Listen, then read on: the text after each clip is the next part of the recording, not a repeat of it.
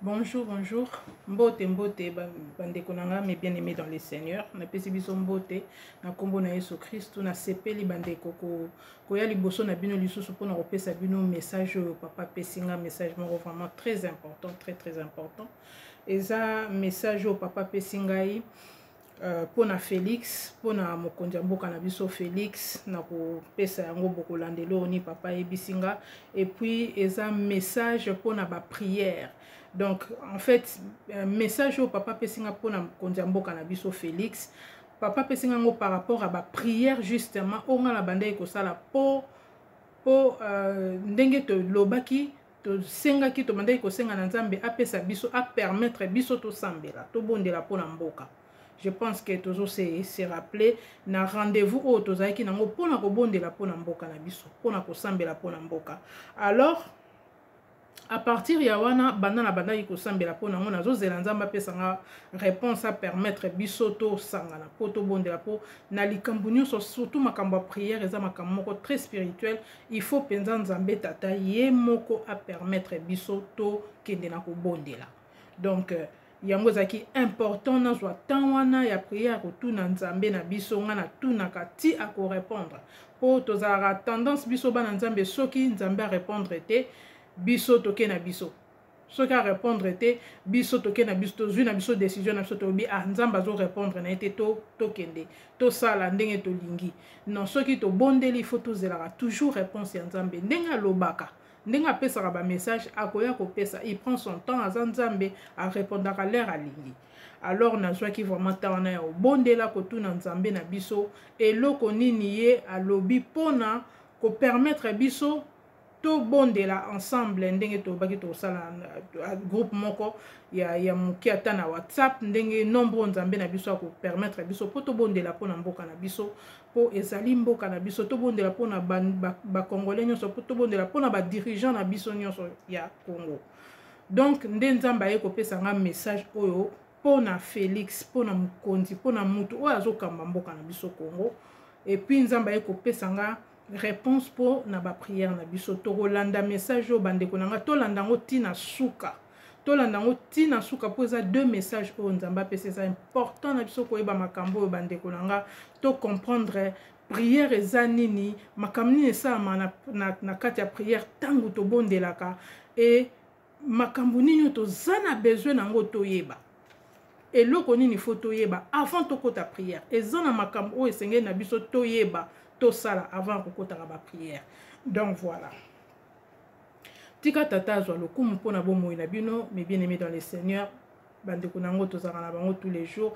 Tika tata nzamba pambola bino, na yebi ke boza malamu, na kumisi pona bomo ina bino nyonso, vraiment tozong sa lokumu pa ina azo batela biso toza na santa malamu, toza makasi, tozo mona na azo pesa biso ba révélation, azo révéler biso des choses cachées. Donc vraiment tika tata azwa lokumu totiki mama ona maboko na ye azana na biso abanda na biso banda ne bandeli tina suka makila na Yesu mokonzi ebatela biso ebatela ngai ebatela bino bandeko na nga oyo bozolanda message oyo bana na nzambe peuple nzambe bino nyonso tika tata a localiser bino na molimo na ye sika nyonso tu bozali apesa bino motema na bino eza nango posa apambola bino sika nyonso bozali bopambolama na kombo na Yesu mokonzi. Amen.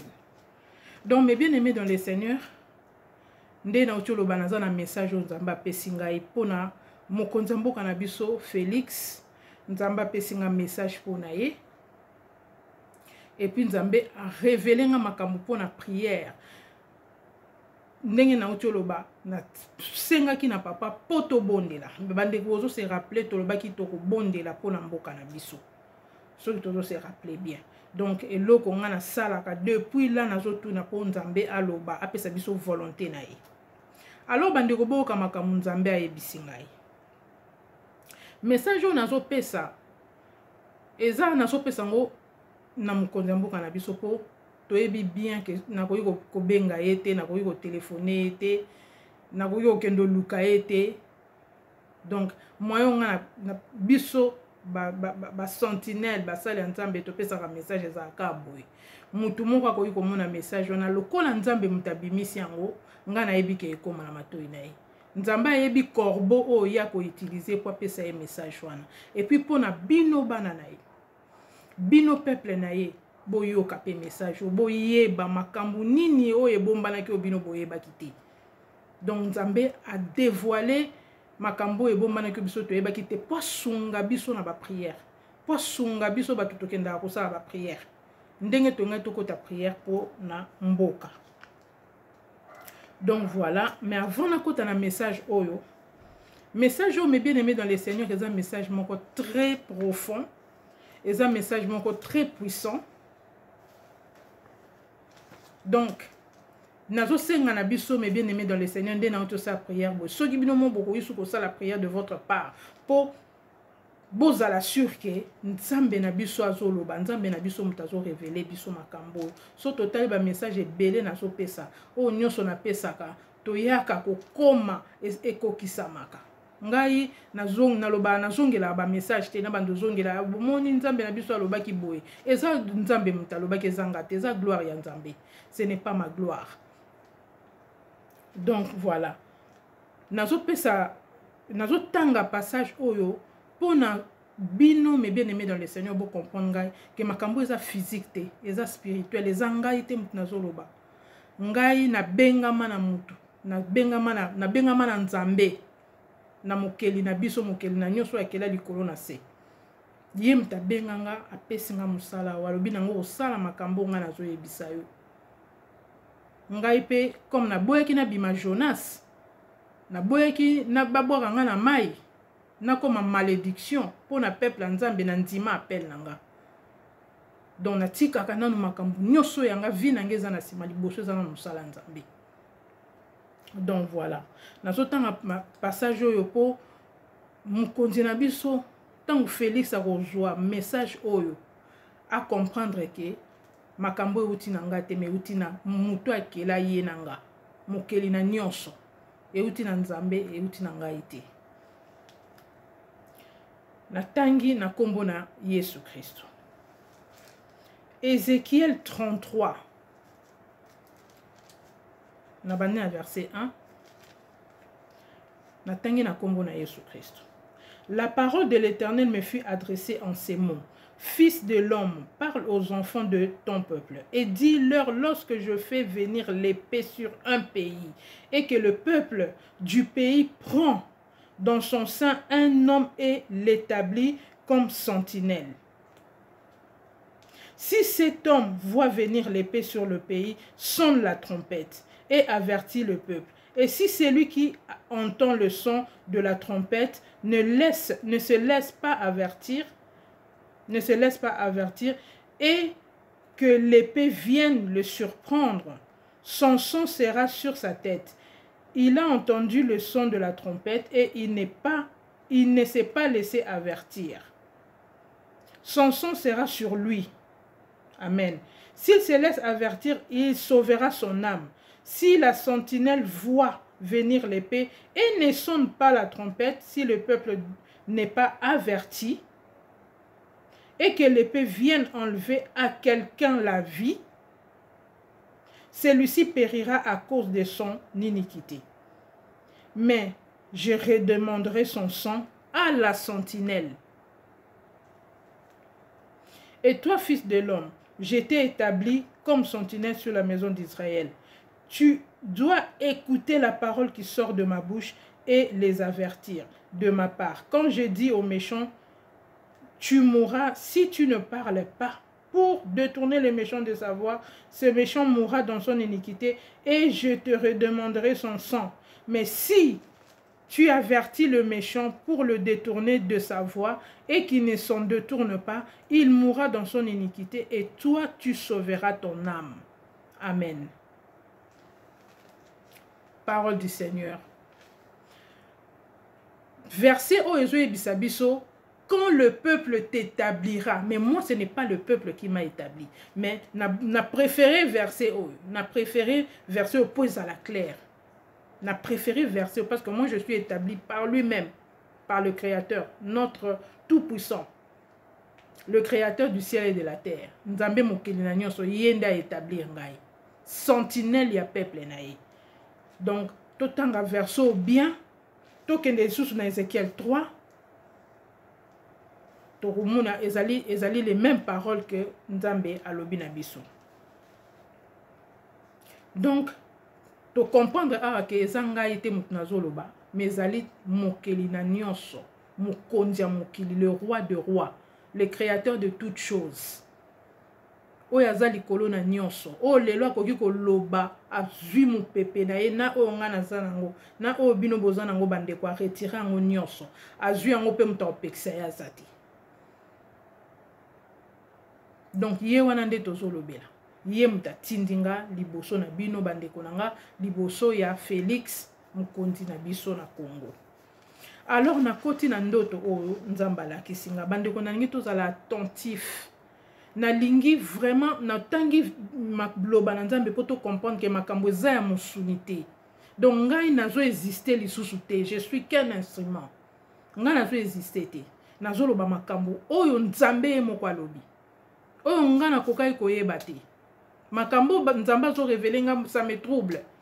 Depuis apesa nga message oyo na vandi nango po nazo bondela po nazo ezolekela ngai. Je devais prier pour Nzamba pesa nga courage a olobango. Nzamba zo lakisa nga boye. Ndoto oyo ezali ya il y a le 21 juillet. Il y a le 21 juillet 2022. Je parle de la part du Seigneur. Nakoma anyos. Na leli na butu wana na bande ko bondela déjà. Pona senga Nzambe a permettre biso to bondela ensemble et Nzamba la singa makambo bana Nzambe bolanda malamu. Mokonzi na biso pe nazo sambela na yebi ke message ata na ndenge na Nzamba ko komisela a comprendre makambo Nzamba zoloba na ye. Nzambe azoloba na nga boye. Na ndoto nanga na se retrouver na lingi na bondela na kati ya ndoto.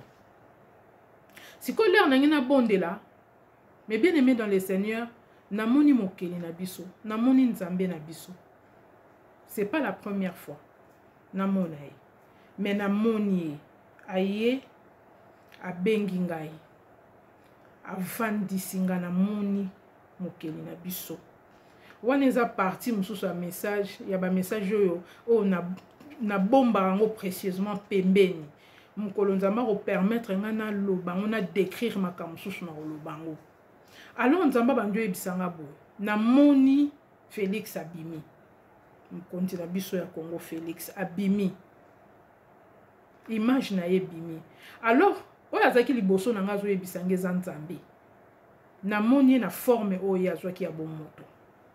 Atuni nga lobi na nga wana nani oyo ozomona eza nani. Mais bien aimé dans le Seigneur, nangi na ebisa ye na bandi koloba na biwi na yebiye azali mokonzi na biso ya Congo atuni nga kombo na ye nani. Na koko tu na Nzambe te yo moko yebi kombo na ye na bimisi kombo na ye pona loba. Na bandi koloba na lobi Félix. Ta nangi na loba kombo na ye ya mboka o nga na yebi. Ta nangi na loba kombo na ya mboka. Mais bien aimé dans le Seigneur, maloba na ngai na ndoto ekei nde mususu elobi makambo mususu na comprendre ngo te ngam na ina loba ngam na zoloba ndeni na komo ba makambo mususu ndeni na lobi na bengi ye na kombo mususu na bandeli lisuko loba atiki nga lisu na loba na lobi Félix l'air na ngina loba kombo na ye. Donc, nous avons le Félix Tshisekedi. Comme on est Tshisekedi, Chilombo. Mais tant nous avons le Félix Tshisekedi. Comme on a un pesa Nzambe na biso, o eza net, o ezali reconnaissable, o toko yeba yembala moko, à partir même ya Tshisekedi, nous comprenons qui il est, nous comprenons d'où il vient, d'où il sort, son géniteur. Hein, origine naie, hein, directement c'est même plus que Chilombo peut-être. Moi je pense que soto lobi Tshisekedi on comprend directement. Si ko ngai na ndoto, nzamba permettre ngana loba oyo penzanga na yebi, oyo eza na makanisi nanga. Atiki ngana loba pour na faire comprendre ye. Na bandeli lisusu na lobi Félix, tant na loba Tshisekedi, mais bien aimé dans le Seigneur maloba. Donc c'est comme si ba bendinga Tshisekedi on na mupepezo bimate. Na recommencé en gros 3 fois. Ndesiko na comprendre qu'il y a quelque chose qui ne va pas, que mon konange koki ko prononcer Tshisekedi. Mon konange koki ko prononcer Félix Tshisekedi. Mais bien aimé dans le Seigneur. Tant na moni ndengwana na tiki koloba. Na tuni sikoyo tata Nzambe. Wazaki en face na na tuni ye na lobi mais ndeni nazolinga na loba makambo yo tuni ngana loba na ngina bimisa kombo yo sengi ngana loba ndenge nini kombo na ye ezobima na monoko na ngati ndenge nini kombo ne kaka prénom ebimi mais kombo na ya mboka ndenge biso toyebi nom et prénom ebimi nom ezo linga ko bima na monoko na ngati. Oh, mes frères et sœurs, ndenzamba lobi nanga. Soki ozokoka kobimisa kombo wana te. Kosala kotia ye ko associer mokonzi ya mboka na bino Félix na kombo wana te. C'est parce que c'est pas son identité. Ah. Na comprendre elo mo te na bi. Comment ça? Donc on comprendre elo te makambo nzamba zo yebisanga. C'est parce que c'est pas ce alobinanga oui a recommencé alobinanga oui, c'est parce que ce n'est pas son nom, c'est parce que ce n'est pas son identité. Ngana lobi mais ce n'est pas son nom, ce n'est pas son identité. Nandenge nini, je n'ai pas compris.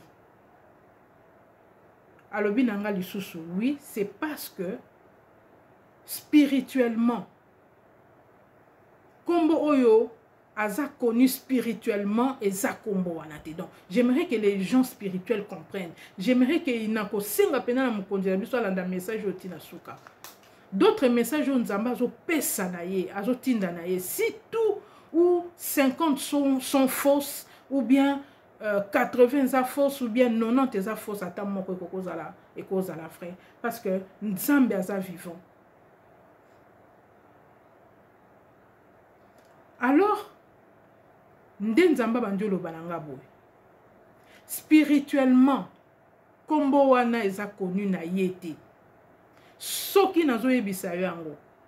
Si je te dis nzamba zo banga, si je te dis ceci, si je te révèle ceci, c'est parce que bozo sa la prière, bozo linga bo sa la prière et ezana ba prière ezo salama, mais boyebi identité ya mutu.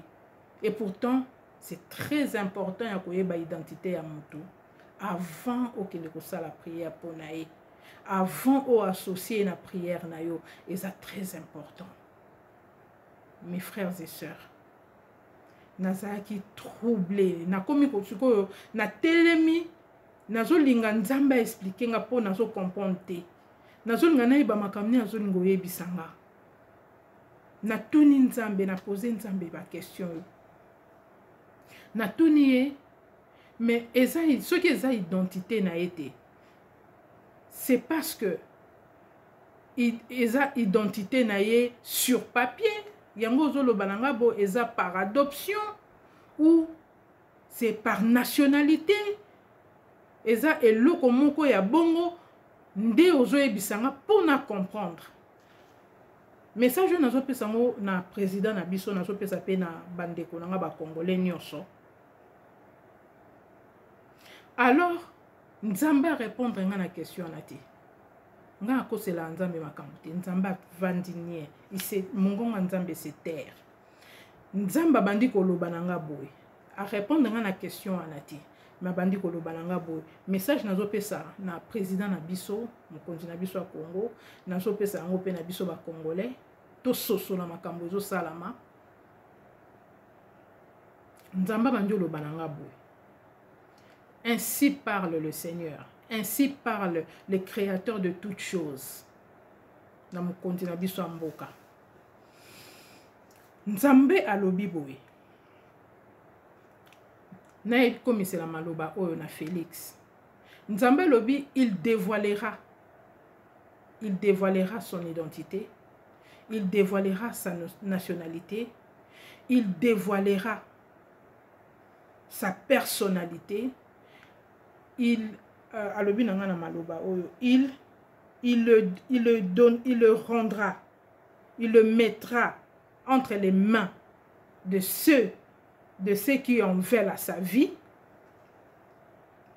ako livrer na banguna na ye, et nyonso tu oyo ya zui, bomengo nyonso oyo ya zui, il n'en jouira pas. Po akozala ne sika ya kokende kolia yango te. Maloba Nzambe ayebisinga na yebisa Félix yango wana. Nayebi te so na s'expliquer bien pona mokonzi mboka na biso. Nzambe azo benga ye na zongeli nazo bandela po na se faire comprendre bien. Na oyo nga na sosoli o Saint-Esprit ayebisinga tangwa méditation nanga après message. Et loko Nzambe azo senga na Félix ezali que Nzambe azo benga ye na repentance. Nzambe alingi azonga epai na ye. Po Nzambe azaka na besoin ata moto azosala masumu akufa te. Nzambe aza na besoin ya mort na ete. Nzambe alingi récupérer ye. Pourquoi Nzambe azoloba bongo? Pourquoi Nzambe apesinga verset à Ézéchiel 33? C'est parce que Nzambe azoloba que il s'est égaré. Et Nzambe, j'ai dû comprendre que Nzambe muta bomba ba identité na nyonso. Nzambe muta bomba na maboko na ye. Nzambe muta batelaka ye. Nzambe mutalinga ko exposer ete. Et là Nzambe azo ebisanga qu'il va l'exposer. Nzambe a bien ko exposer ye. Ako donc il va l'humilier. On est sa humiliation au Nzambe azoloba. Il y a identité na ye, spirituelle ou physique, nationalité na ye, makambo oya salaka oyo biso toyebite. Donc soki mokonzi na biso a sosoli makambo oyo nga na lobi parce qu'il dit qu'il est chrétien, aloba kaza chrétien, atanga maloba oyo na lobi, et soki aza chrétien akosambela Nzambe alakisa ye soki ye mutatindinge pana ete, et il va comprendre, a comprendre makambo na zoloba. Nzambe lobi nanga boy ba kombo elandaka. Mais bien aimé dans le Seigneur, tant que tu as sambela, oh na zoloba na biso nyonso bana Nzambe, tant que tu as sambela, il faut que tu ba mutu ninyo tozo kendo sambelela. Faut que ba secret na ye spirituel.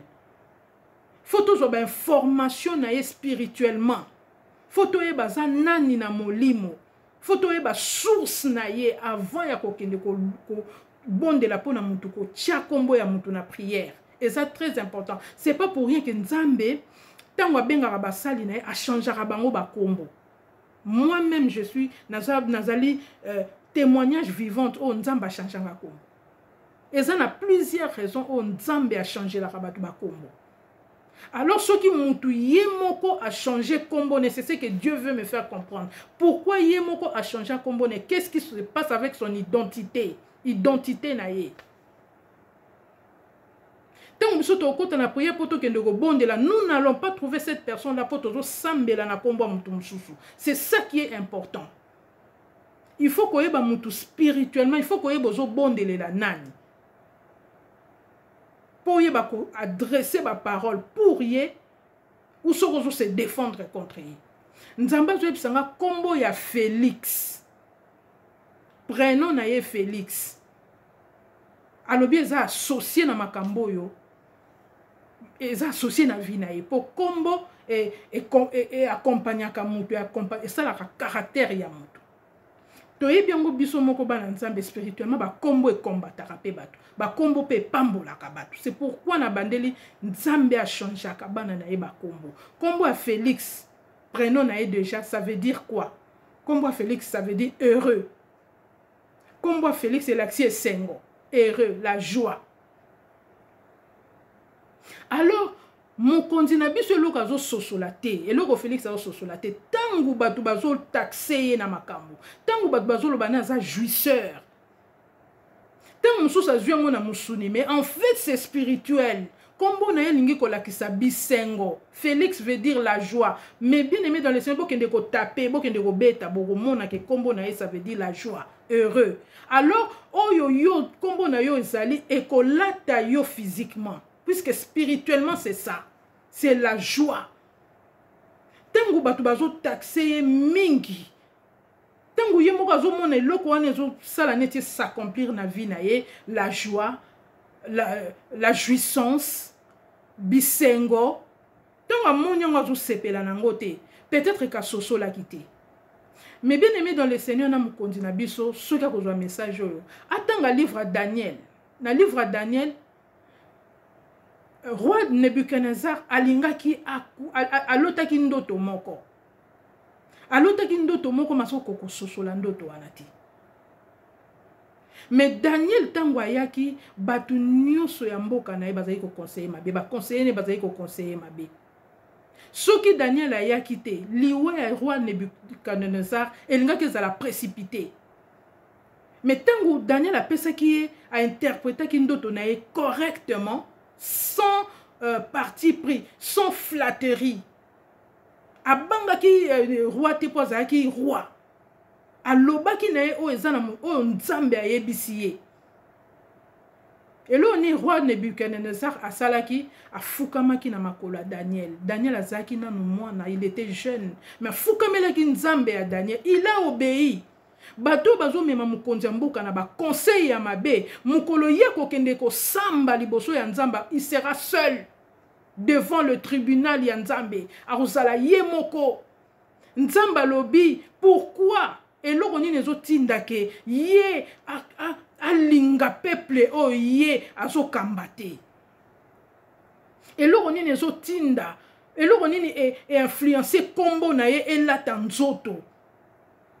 Kombo wana ya esengo elata nzoto ekoma physique, esengo na ye banda komonana tangu peuple ya nzambe bazo kufa, bana ya nzambe bazo kufa. Surtout na este na biso mboka batu basili derrière este et comme confisqué pour un temps, c'est juste pour un temps. Pour nzambe na biso alalité. Pourquoi tout cela?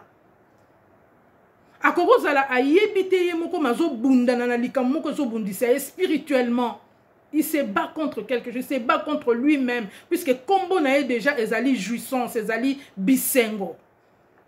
Kombo na ye linko laksa heureux, la joie. Ce qui veut dire la joie, c'est de rire. Ce qui veut dire la joie, ce sont des fêtes. Mais ça explique tout, ça explique tout. Peut-être les kambo na ye bakiangote asambela jamais pour na kombo na ye azoluka ko sosolate. Moi je ne crois pas que mutakoyo ka sengo na ba pasi. Baninga bazolela ya sekaka, non, il y a quelque chose qui se passe et alors ils ont la makambu caché.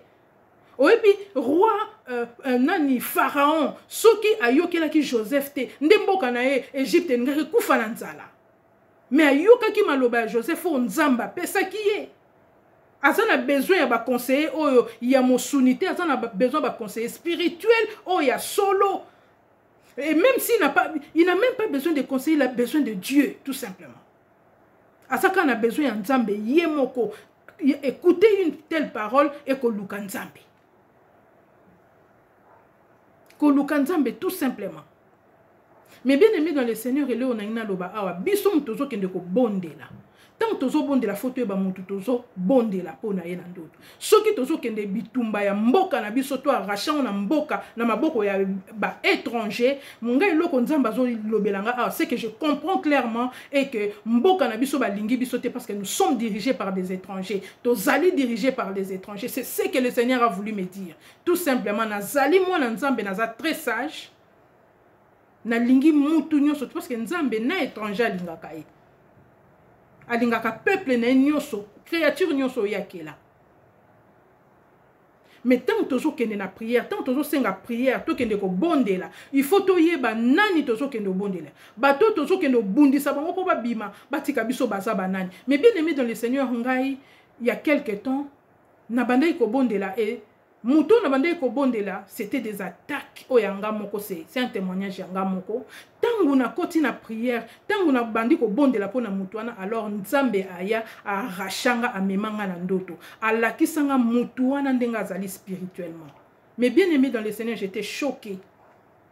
nde nazoyebisa bino ndoto oyo message oyo ya Félix nzambe apesinga courage parce que je suis choqué. Nzambe abandi kolakisa nga mutu oyo nga nasambelelaka nga nayebi kaza mwasi mais ntango nzambe amemai nga na ndoto nzambe alakisi nga alobi na nga tala mutu oyo abundisaka oyo mutu oyo ozosambela mpo abima na vie na yo. Regarde la personne. Mwasi oyo abundisaka oyo mwasi oyo ozobengana na vie na yo. C'était un homme. Mais bien aimé dans le Seigneur, spirituellement c'est un homme. Un homme musclé. Donc ça c'est la spiritualité. Nzamba alakisi nga nzoto na ye ndenge ezali. Nzamba alakisi nga ntango akendaka kosala mosala na ye, ntango akendaka kochasse bato. Donc azali c'est un sorcier, c'est une sorcière. Spirituellement donc azana charisme ya mobali, aza tellement makasi. Donc ce sont des caractéristiques au monde à moi si mais tu sens c'est comme si c'était un homme. Nzoka na molimo, c'est un homme. Azaki na forme nzoto ya nyama elongia mutu, mais physiquement ngana yebi kaza mwasi. Nzamba la kisinga alobi tala biloko amemi na mukongo na ye azoke na ngo musala. La azokende ko chasser ko boma bato amemi ba épée, azaki na ba épée penzo oyo ya biso artisanal. Oya ba zamba wana penza. Siko épée na épée ezaki na kombo nango. Mais bien aimé dans le Seigneur tango lal na buto moni au monde lokwa ba bambi eloko ogangi aito bato musu ba kufa bonga oki lokwa ba bambi eloko akufi. Ce sont ces flèches là, ezali véritable. Siko flèche wana ekotaka nzamba lobi nanga flèche na flèche eza na code nango. Ça veut dire soki a beti flèche ayebi lisumu na yo. Donc yezo bundisa yo ayebi masumu na yo. Ayebi ba faiblesse na yo, ayebi place à côté là. Donc avant flèche beta yo, faut akuta porte pour lele. Porte ya lisumu.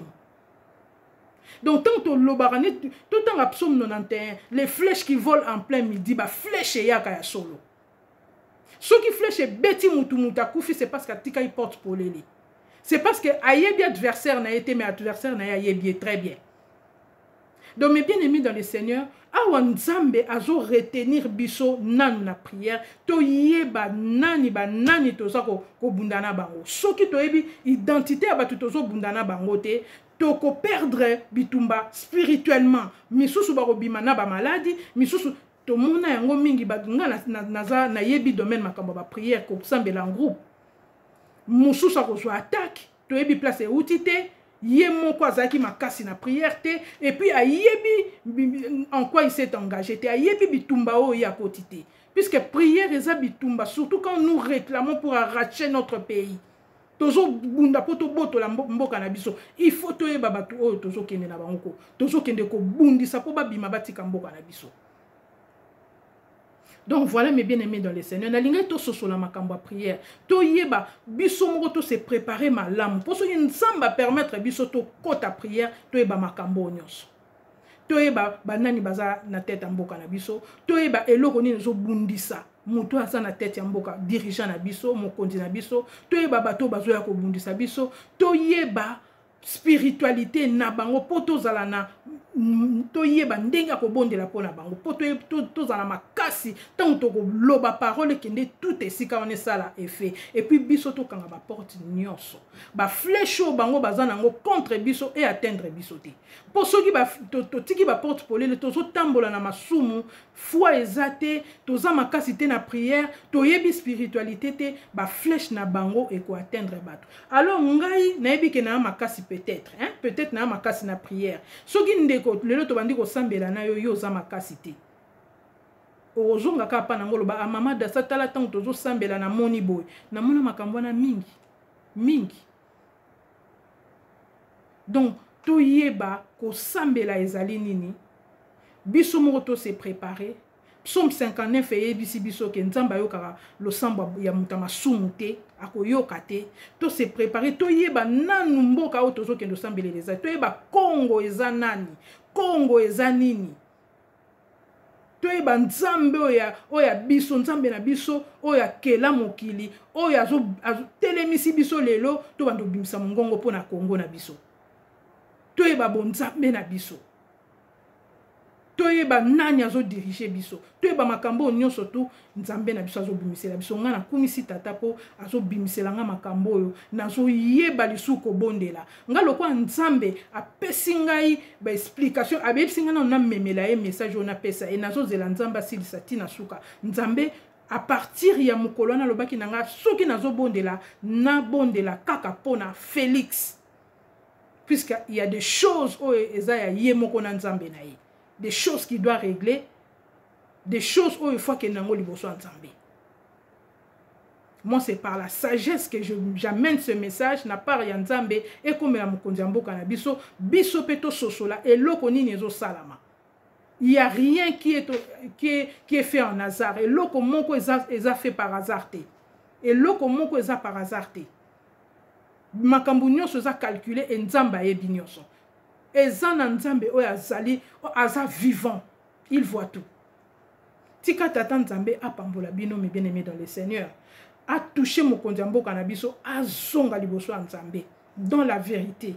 S'il y a des vérités, c'est lui-même en tant que moi nzambe a kosa la vérité pour nzambe oyo akela likolo na se mukolo ya mboka wana Congo aza nzambe ya vérité nzambe aza na besoin de vérité na justice pe akosa la justice na ye na Congo tika tata nzambe pambola biso mes bien-aimés to partager message to exhorter soki to sosoli malamu te to yeba to éviter komema malédiction ya kofinga c'est une malédiction. Il y a ma casse, il y a tout le monde qui a loté. Lobe au monde a malédiction na vie, c'est moi qui vous le garantis. Et ça m'a beko finga. To finga te, to me ma message au nzamba lobi, to s'exhorter, to partager pour na ko sunga baninga et to zana besoin muta kufate ni dirigeant ya mboka na biso, ni peuple congolais, ni même ba peuple bazo persécuter biso.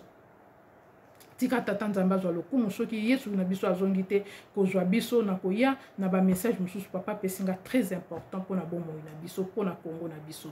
À très bientôt mes bien-aimés dans le Seigneur.